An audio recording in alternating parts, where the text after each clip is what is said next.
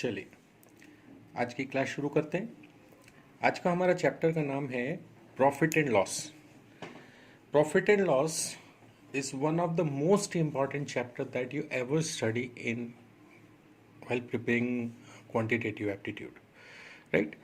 Profit and loss, क्योंकि ऐसी कोई भी एग्जाम नहीं है जिसमें प्रॉफिट एंड लॉस के कोई क्वेश्चन नहीं आते हों, ठीक है।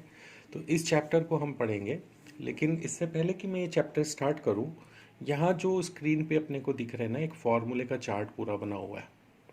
मैं चाहूँगा कि ये चार्ट आप एज इट इज़ सबसे पहले तो अपनी कॉपी में उतार लीजिए, और उसके बाद मैं इसको एक्सप्लेन कर रहा हूँ, आप इसे उतारेंगे अपनी कॉपी में, और उसके बाद जहाँ जहाँ जो जो कनेक्शंस हैं जो मैं बताऊँगा आपको उसी फॉर्मेट में उसको लर्न करना है।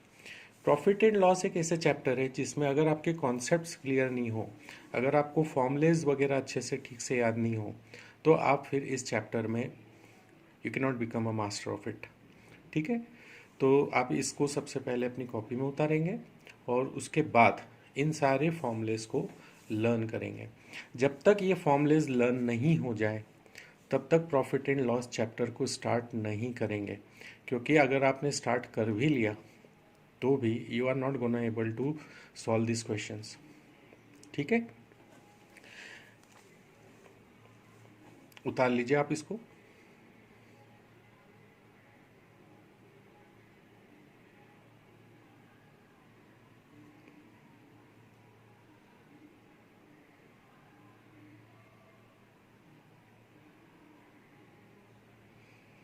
चलिए,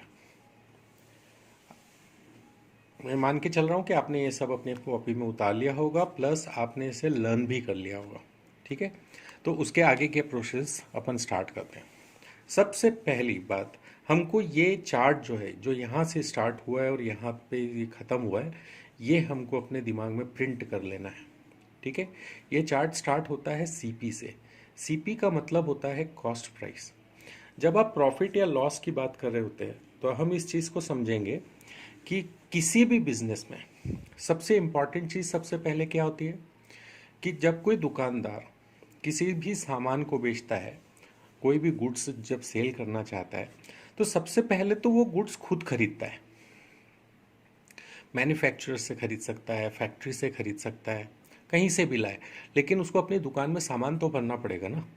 तो जो सामान वो खरीद के लाता है मैन्युफैक्चरर या फैक्ट्री से या होलसेलर से, उसके लिए वो जो पे करता है वो उसका इन्वेस्टमेंट होता है, ठीक है। अब उसे देना तो उसे अपनी जेब से पड़ेगा, तो जो भी वो अपनी जेब से इन्वेस्ट करेगा उसे हम कहेंगे सीपी। सीपी का मतलब होता है कॉस्ट प्राइस, वो प्राइस जो शॉपकीपर अपनी जेब से पे करेगा, ठीक है। अब एक यहाँ पे जो वर्ड है, हालांकि मैंने सिर्फ सीपी लिखा हुआ है, लेकिन एक वर्ड और भी आता है टीसीपी। टीसीपी मतलब टोटल कॉस्ट प्राइस। अब आजकल क्या होता है कि ऐसा नहीं होता सीधा सीधा कि आपने कोई भी सामान जो खरीदा है, आपने उसको होलसेलर को या मैन्युफैक्चरर को आपने उसका पेमेंट कर दिया। कई बार ऐसा भी होता है कि आपको किसी दूसरे शहर से सामान मंगाना है, तो आप कुछ पेमेंट तो दुकानदार को करते हो या फैक्ट्री ऑनर को करते हो, ठीक है। अभी आप ये मान के चलिए आप खुद ही शॉपकीपर हैं, ठीक है। तो आपने अपनी दुकान के लिए जो माल खरीदा है, वो फैक्ट्री मान लो किसी दूसरी स्टेट में। अब दूसरी स्टेट से यहाँ पे आपको वो जब माल आप लेके आओगे, वो सामान जब आप ट्रांसपोर्ट कराओगे, तो आपको ट्रांसपोर्टेशन चार्जेस भी देने पड़ेंगे, ठीक है। तो वो जो पैसा आपने दिया है ट्रांसपोर्ट में, वो सारा पैसा भी हमारी जेब से ही लगा है, ठीक है। प्लस आपको इंटरेस्टेड टैक्स भी पे करना पड़ सकता है उन सामान पर, तो वो भी इन्वेस्टमेंट हुआ, अभी आपको आपकी जेब से इन्वेस्ट करना पड़ेगा, ठीक है। तो वो भी आपकी कॉस्ट प्राइस में जुड़ेगा। सिर्फ सामान की कीमत नहीं जुड़ती, उस पे किया हुआ हर वो रुपया, चाहे आपने टोल टैक्स के ऊपर, टोल नाके के ऊपर पेमेंट किया हो, तो वो थोड़ा थोड़ा पैसा भी जो गया गया तो आपकी जेब से है ना। तो जो भी इन्वेस्टमेंट आप करते हो along with the purchase price, including tax, transportation, कई बार आपने शॉप रेंट पे ली होती है, electricity bill, in house expenses, वो सारी चीज़ें जो हैं उनमें से अगर कुछ आपको सवाल में दिया हुआ है तो वो सब कुछ आप सीपी में जोड़ोगे, that becomes your total cost price. Short में हम उसको भले कॉस्ट प्राइस बोलेंगे, बट इट इंक्लूड्स एवरीथिंग। ठीक है। अब जब आपने वो सामान खरीद लिया तो अब आप उसको बेचोगे। तो जब आप उसको बेचोगे तो आप अपनी तरफ से अपना फायदा भी उसमें जोड़ोगे, कोई ना कोई प्रॉफिट होगा आपका। ठीक है। अब वो प्रॉफिट दो तरीके से जोड़ सकते हो, या तो आप उसको रुपए में जोड़ सकते हो कि भाई 500 रुपये की चीज़ है, मैं उसको 700 रुपये में बेचूंगा। आपने सारे एक्सपेंसेस जोड़ लिए, उसके बाद आपको मान लो कोई गुड है, कोई सामान है, वो 500 रुपीज़ का पड़ा।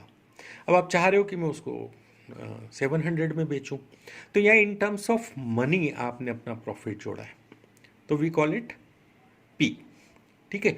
और कई बार आप अपने प्रॉफिट को परसेंटेज में जोड़ते हो। 1000 रुपये का सामान है, मैं उस पर 20% का प्रॉफिट कमाऊंगा। So in that case your profit और loss percent is also written over here. हम सीपीआं लिखेंगे, इन मनी की टर्म्स में कुछ होगा तो हम प्रॉफिट हो या लॉस हो, हम उसको ऊपर लिखेंगे। परसेंटेज में कुछ भी दिया हुआ है तो हम उसे यहाँ पे नीचे लिख रहे हैं। अब सीधी सी बात है कि जब आपकी कॉस्ट प्राइस में आप अपना प्रॉफिट जोड़ देते हो तो वो क्या बन जाती है, आपकी सेलिंग प्राइस। कॉस्ट प्राइस में जब आप अपना प्रॉफिट जोड़ देते हो तो वो बन जाती है सेलिंग प्राइस। इसका मतलब यहाँ से यहाँ पे जब आप मूव कर रहे हो तो आपकी वैल्यूज बढ़ रही है। C P plus P becomes S P. ऐसे आगे बढ़ेंगे तो S P plus D becomes M P. ठीक है। और उल्टा चलेंगे तो एम पी माइनस डी करेंगे तो एस पी, और एस पी माइनस पी करेंगे तो सी पी। ये हमको फॉर्मूले याद ही नहीं करना पड़ेंगे, अगर ये चार्ट हमारे दिमाग में है और ये पता है कि यहाँ से यहाँ तक वैल्यूज़ जो है नॉर्मल केस में। ठीक है। अब नॉर्मल केस क्या होगा, आपने शॉप खोली, प्रॉफिट की बजाय आपको लॉस हो गया, वो एक डिफरेंट केस हो गया। और ज़्यादातर केसेस में क्या होता है, कॉस्ट प्राइस होती है, प्रॉफिट होता है, सेलिंग प्राइस निकल जाती है। ठीक है। अब यहाँ पे मैंने एक सर्कल बनाया हुआ है, ये सर्कल ये बताता है कि यहाँ जो भी प्रॉफिट या लॉस आपको हो रहा है उसको आप हमेशा डिवाइड करोगे सीपी से। ठीक है। कई बार स्टूडेंट्स फॉर्मूले याद कर लेते हैं सीधे सीधे, कॉन्सेप्ट्स क्लियर नहीं होते, इन टाइम पे एग्जाम पे कंफ्यूज हो जाते हैं, पी अपॉन सी पी था या पी अपॉन एस पी था। इस तरीके से प्रॉफिट लॉस के कॉन्सेप्ट कभी भी तैयार नहीं किए जाते। ठीक है। हमने इसलिए इसको सर्कल बनाया, इसका कनेक्शन इससे है, इसका कनेक्शन इससे है। एस पी का कोई रोल नहीं है जब आप परसेंटेज निकाल रहे होते तब। ठीक है।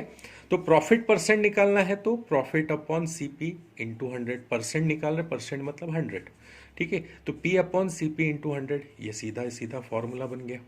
ठीक है। और अगर लॉस निकालेंगे तो loss upon C P into 100, तो लॉस परसेंट निकल जाएगा। तो यहाँ परसेंटेज प्रॉफिट या लॉस परसेंट निकालने का भी डायरेक्ट फॉर्मूला आ गया। ठीक है। अब यहाँ प्रॉफिट निकालना है, सीधी सी बात है कि कॉस्ट प्राइस से सेलिंग प्राइस ज़्यादा होगी तभी तो प्रॉफिट होगा। अगर कॉस्ट प्राइस जितने में आपने खरीदा है आप उससे ज़्यादा में बेचोगे तभी तो प्रॉफिट होगा, अगर आपने उससे कम में बेच दिया तो आपको लॉस होगा। ठीक है।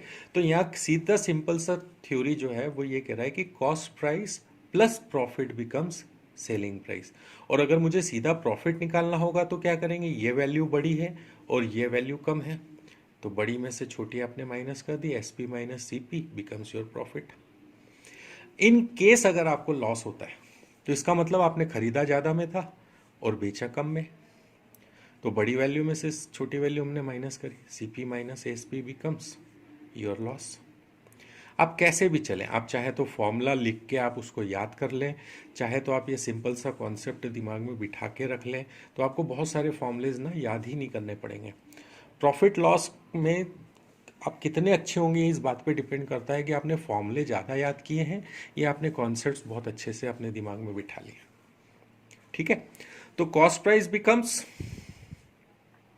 Profit becomes your S P minus C P. ठीक है। Profit percent becomes your profit upon C P into 100, loss percent becomes loss upon C P into 100। Profit का formula in terms of SP CP is SP minus CP is equal to profit. और loss के case में क्या होगा, ये चीज़ उल्टी हो जाएगी, एसपी की बजाय सीपी आ जाएगा आगे और एसपी पीछे चला जाएगा, क्योंकि आपको लॉस हुआ है तो आपकी कॉस्ट प्राइस जो है वो सेलिंग प्राइस से भी ज़्यादा हुई है। ठीक है, इसी कॉन्सेप्ट को अगर मैं याद रखूंगा तो मैं तो एक ही तरीके से याद रखूंगा, इन terms of profit only. Loss के टर्म्स में मैं याद ही नहीं रखूंगा। क्यों? अलग से कोई फॉर्मूला याद रखने की जरूरत नहीं, सीधी सी बात है, profit is equal to SP minus CP. अब अगर ये वैल्यू निगेटिव आ जाए तो इसका मतलब आपको लॉस हुआ है। ठीक है, और ये वैल्यू अगर पॉजिटिव आ रही है तो इसका मतलब आपको प्रॉफिट हुआ है। तो सारे फॉर्मूलेज जो भी हैं आप उसको प्रॉफिट के लिए अलग से या लॉस के लिए अलग से याद करने की जरूरत नहीं, सिर्फ आप प्रॉफिट के लिए याद कीजिए। अगर आंसर आपका निगेटिव आ जाए तो इसका मतलब आपको उस केस में प्रॉफिट नहीं हो रहा बल्कि लॉस हो रहा है। तो यहाँ से यहाँ तक पूरा कॉन्सेप्ट समझ में आया। यहाँ फॉर्मूलेज भी इंडिविजुअली लिखे हुए हैं, जब आप ये चार्ट को पूरा याद कर लेंगे तो आपको पूरा कॉन्सेप्ट क्लियर हो जाएगा। प्रॉफिट में एसपी माइनस सीपी कर रहे हैं, लॉस में हम सीपी माइनस एसपी कर रहे हैं। जब प्रॉफिट परसेंट निकाल रहे हैं तो प्रॉफिट अपॉन सीपी कर रहे हैं, लॉस परसेंट निकाल रहे हैं तो लॉस अपॉन सीपी कर रहे हैं। नेक्स्ट, अब आगे बढ़ते हैं। ये है एसपी और एमपी। होता क्या है, जब आपने कोई सामान खरीदा, आपने उसमें प्रॉफिट जोड़ा और प्रॉफिट जोड़ के आपने अपनी सेलिंग प्राइस बना ली। लेकिन कस्टमर ऐसा नहीं होता कि जो भी कॉस्ट आपने लिख दी हो उसमें परचेस कर लेगा आपसे। कई बार वो ना बार्गेन करता है, भैया आपकी शॉप पे पहली बार आए, कुछ तो आपको कम करना ही पड़ेगा। ठीक है, और शॉपकीपर भी अपने कस्टमर को नाराज तो कर नहीं सकता है ना, तो वो क्या करता है, उसको कुछ डिस्काउंट ऑफर कर देता है। ठीक है सर, आप हमारी शॉप पे पहली बार आए तो मैं आपको 10% का डिस्काउंट देता हूँ। अब भाई ने जब दुकान खोली थी उसने सोचा यार मैं 10% प्रॉफिट कमाऊंगा, और अगर उसने 10% कस्टमर को दुकान डिस्काउंट दे दिया तो उसने कमाया क्या? तो शॉपकीपर बड़े चालाक होते हैं, वो क्या करते हैं कि डिस्काउंट पहले से ही अपनी सेलिंग प्राइस में जोड़ के रखते हैं कि भाई अगर कस्टमर ज़्यादा जिद करता है तो उसके दो फायदे। डिस्काउंट को सेलिंग प्राइस में जोड़ देने पर जो बनती है नई वैल्यू उसको कहा जाता है मार्क प्राइस। अब सेलिंग प्राइस से ऊपर होती है मार्क प्राइस, जितना उसने सोचा है डिस्काउंट देने का वो उसमें जोड़ के एक नई प्राइस टैग उसके ऊपर लगा देता है और उसको बोल देता है ये मार्क प्राइस है। ऐसा वो इसलिए करता है क्योंकि उसमें दो फायदे हैं। इन केस अगर कस्टमर जिद करता है तो जितना उसने पहले से सोच रखा है मैक्सिमम डिस्काउंट वो उसको दे दे, और खुदा न खास्ता कभी किसी कस्टमर ने डिस्काउंट मांगा ही नहीं तो उसका तो प्रॉफिट डबल हो गया। जो प्रॉफिट उसने सोच रखा था वो, प्लस जो डिस्काउंट वो देने वाला था और कस्टमर ने नहीं मांगा वो, तो ये P प्लस डी ये उसका प्रॉफिट हो गया। सॉरी। ठीक है, तो सीधी सी बात है, CP plus becomes SP, SP plus D becomes MP, MP में से D माइनस कर देंगे तो SP आ जाएगा। तो यहाँ से डिस्काउंट का फॉर्मूला आ गया MP माइनस SP। अब डिस्काउंट परसेंट निकालना है तो ये D अपॉन MP, इससे इसको डिवाइड करेंगे। ठीक है, जब प्रॉफिट परसेंट निकालते हैं तो P को CP से डिवाइड करते हैं, और जब डिस्काउंट परसेंट निकालते हैं तो D को MP से डिवाइड करते हैं, और जब भी परसेंटेज निकालते हैं इंटू मल्टीप्लाइड बाय 100 कर देते हैं। ये इंटू मल्टीप्लाइड बाय 100, यहाँ भी इंटू मल्टीप्लाइड बाय हमने 100 कर दिया, तो that becomes your profit percent. Clear हो गया? अब ये बेसिक फॉर्मूले जो ऊपर लिखे हुए हैं, ठीक है, सबसे पहले हमको इतना लर्न होना जरूरी है। अब उसके बाद कई बार ऐसा होता है आपको सेलिंग प्राइस दे देते हैं, प्रॉफिट लॉस परसेंटेज दे देते हैं और बोल देते हैं कॉस्ट प्राइस बताओ। कई बार ऐसा होता है कॉस्ट प्राइस दे देते हैं, प्रॉफिट लॉस परसेंटेज दे देते हैं और बोलते हैं सेलिंग प्राइस बताओ। ठीक है, तो इन that case what you do, अब चूंकि प्रॉफिट हो रहा है, अगर प्रॉफिट हो रहा है तो कॉस्ट प्राइस से सेलिंग प्राइस हमेशा क्या होगी, ज़्यादा होगी। तो आपको मान लीजिए सेलिंग प्राइस दे रखी है, ठीक है, और 10% आपने प्रॉफिट है। ठीक है, तो जब भी आप डायरेक्ट कैलकुलेट करेंगे, एसपी दे रखा है और सीपी निकालना है, तो आप सीधे सीधे एसपी की वैल्यू लिख देंगे सबसे पहले, और उसके बाद एक न्यूमरेटर डिनोमिनेटर वाला एक फ्रैक्शन उसके साथ में लिखेंगे। वो फ्रैक्शन इस तरीके से होगा कि ऊपर नीचे में से एक वैल्यू हमेशा 100 रहेगी। क्योंकि आप परसेंटेज में नहीं बात कर रहे हैं, ठीक है, परसेंटेज से परसेंटेज को कंपेयर कर रहे हैं। So one value is always 100। अब दूसरी जो वैल्यू होगी वो 100 प्लस माइनस होगी, प्लस भी हो सकती है माइनस भी हो सकती है। अगर प्रॉफिट है तो आप 100 में प्लस करोगे, इसलिए यहाँ पे हमेशा प्लस का साइन दिया हुआ है। प्रॉफिट के साथ प्लस का साइन है, लॉस के साथ माइनस का साइन है। इसका मतलब क्या हुआ कि अगर प्रॉफिट हो रहा है तो आप हमेशा प्लस करोगे, लॉस हो रहा है तो हमेशा आप 100 में से माइनस करोगे। अब जैसे जो सवाल मैंने अभी कहा था कि उसको 10% का प्रॉफिट हो रहा है, ठीक है, तो एक वैल्यू तो हमेशा 100 हुई, और दूसरी में उसको 10% का प्रॉफिट हो रहा है तो दूसरी वैल्यू 100 प्लस 10 यानी कि 110 हो जाएगी। अब मुझे यहाँ से एक फ्रैक्शन मिल गया 100 अपॉन 110 यानी 10/11।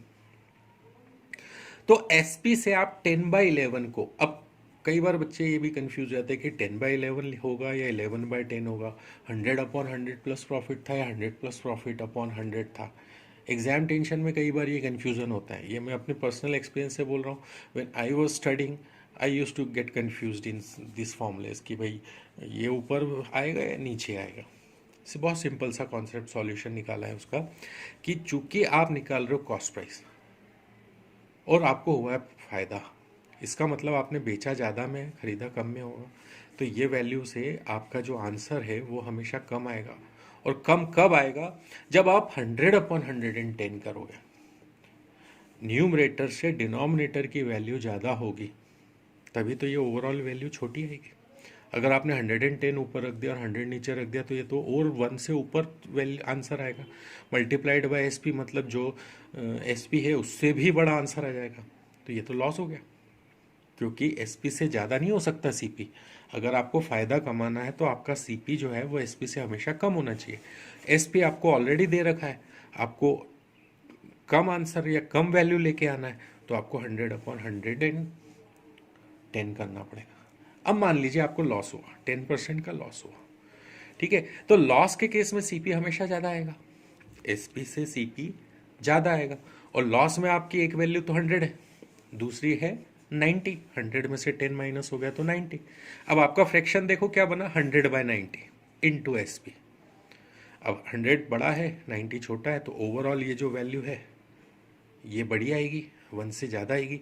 और 1 से ज़्यादा जब कोई चीज़ को आप एसपी से मल्टीप्लाई करोगे तो और बढ़ जाएगी, तो इसका मतलब एसपी से सीपी जो है और ज़्यादा आएगा। आप इस तरीके से इसको अगर समझ लेते हैं तो आपको ये फॉर्मूला ना तो कभी याद रखना पड़ेगा ना आपको कभी कन्फ्यूज़न होगा। पर अगर आपको ऐसा लगता है कि नहीं, इसको समझने से कहीं ज़्यादा इस फॉर्मूले को याद रख लेना है, तो आप इसको डायरेक्ट याद कर सकते हैं। CP becomes SP into 100 upon 100 plus minus profit loss.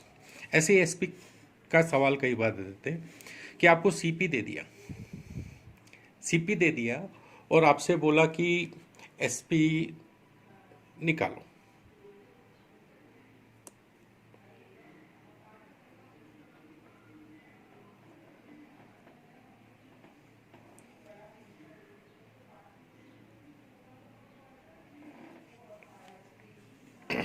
ठीक है, आपको सीपी दे दिया, एसपी निकालने को बोला जाता है और प्रॉफिट हुआ है, तो सीपी से एसपी तो ज़्यादा ही होगा, सीपी से एसपी ज़्यादा होगा। तो बड़ी वैल्यू कब आएगी? जब आप सीपी में न्यूमरेटर बड़ा होगा और डिनोमिनेटर छोटा होगा। अब मान लो अगर 10% का प्रॉफिट हुआ है तो आपकी दो वैल्यूज़ होंगी 100 और 110, तो आपको 110 ही तो ऊपर रखना पड़ेगा। तो एस पी इंटू 110 अपॉन 100, तो आपका एस पी निकल जाएगा। क्लियर हुआ ये चीज़? अब लॉस हुआ, इन केस लॉस हुआ है आपको, तो सीपी बड़ा होगा एसपी छोटा होगा। अब सीपी आपको दे रखा है, इससे हमको वैल्यू को छोटा करना है, तो एक वैल्यू 100 है, दूसरी लॉस की वजह से 100 माइनस 10 यानी कि 90 हो गई। तो 100 और 90 क्या चीज़ ऊपर रहेगी? 100 अपॉन 90 लिखेंगे या 90 अपॉन 100 लिखेंगे? हमको 90 अपॉन 100 लिखना पड़ेगा, क्योंकि जब सीपी से एसपी छोटा आएगा और 90 अपॉन 100 की वैल्यू 1 से कम होगी, multiplied by SP becomes even a smaller value, so हमारा एसपी डायरेक्ट निकल जाएगा। ये हम अभी एग्जाम्पल्स में करके देखेंगे थोड़ा सा, तो और अच्छे से क्लियर हो जाएगा। नेक्स्ट, अब ये डिस्काउंट और मार्क प्राइस की अगर मैं बात करूं, ठीक है, तो discount becomes mark price minus selling price, और परसेंटेज में निकालेंगे तो discount upon market price into 100। ये हमारा फॉर्मूला हो गया। ठीक है। अब कई बार हमको डिस्काउंट और मार्केट प्राइस दे रखते हैं और सेलिंग प्राइस पूछी जाती है। इन that case market price formula becomes market price into 100 minus. अब डिस्काउंट वो चीज़ है जो कस्टमर को दे रहे हैं, यानी हमारी जेब से तो जा रहा है, हमें तो एक प्रकार का लॉस ही हो रहा है। So discount is also taken as a loss and taken negative. ठीक है। सो मार्केट प्राइस से सेलिंग प्राइस जो है वो कम हो जाएगी, मतलब 100 माइनस डिस्काउंट परसेंट वाला पार्ट जो है वो न्यूमरेटर में रहेगा और 100 से हम उसको डिवाइड करेंगे। सो एसपी का इन टर्म्स ऑफ मार्केट प्राइस ये फॉर्मूला हो गया।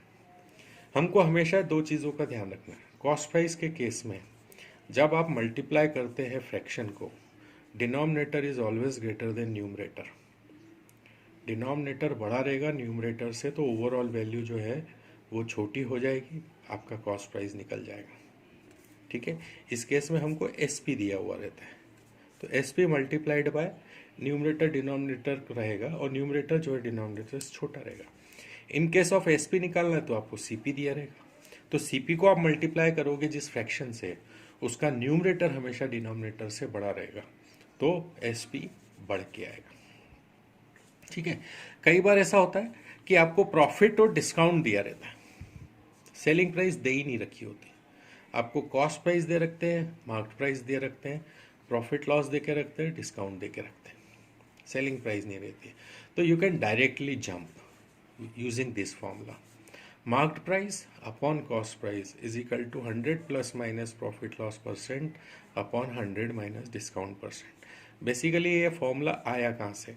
ये आया इसी से, एसपी की ये जो दो वैल्यू है ये हमने इक्वेट कर दी, 100 से 100 कट दिया, तो M P upon C P is equal to 100 plus minus profit loss percent upon 100। तो इससे इसको डिवाइड करने से ये फॉर्मूला आया। क्लियर हुआ? सो ये वो बेसिक चीज़ है जिसकी सबसे पहले हमको प्रैक्टिस करनी है। जब तक आप इसमें मास्टर नहीं हो जाते तब तक प्रॉफिट लॉस के क्वेश्चंस को करना हम चालू नहीं करेंगे। ठीक है। तो इस वीडियो के ख़त्म होने के बाद, पॉज होने के बाद में आप इस चीज़ को सबसे पहले लर्न कर लीजिए और लर्न करने के बाद फिर हम क्वेश्चन स्टार्ट करेंगे। ठीक है। Thank you.